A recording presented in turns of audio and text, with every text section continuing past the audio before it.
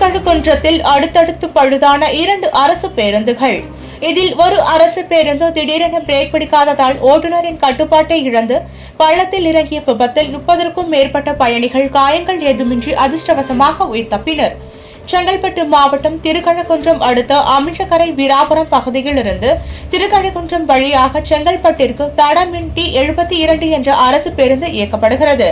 வழக்கம் போல் இன்று திருக்கழுக்குன்றத்தில் இருந்து சுமார் 30க்கும் மேற்பட்ட பயணிகளை ஏற்றிக்கொண்டு செங்கல்பட்டை நோக்கி சென்ற பொழுது தண்ணீர் பந்தல் மேடு என்ற பகுதியில் பேருந்தில் பிரேக் திடீரென பழுது ஏற்பட்டதால் பேருந்து டிரைவரின் கட்டுப்பாட்டை இழந்து இடதுபுறம் உள்ள பள்ளத்தில் இறங்கி அங்கிருந்த ஒரு வேப்ப மரத்தின் மீது மோதி நின்றது.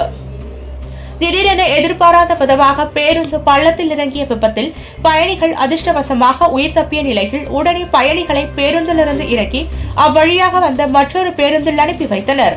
முன்னதாக திருக்கழுக்குன்றத்திலிருந்து செங்கல்பட்டு வழியாக சென்னை நோக்கி செல்லும் அரசு பேருந்தானது திருக்கழுக்குன்றம் பேருந்து நுழைவாயில் நுழையும் போது திடீரென பேருந்தில் பழுது ஏற்பட்டு பேருந்து சாலையின் குறுக்கே நின்றதால் சுமார் அரை மணி நேரத்திற்கும் மேலாக போக்குவரத்து பாதிப்பு ஏற்பட்டது.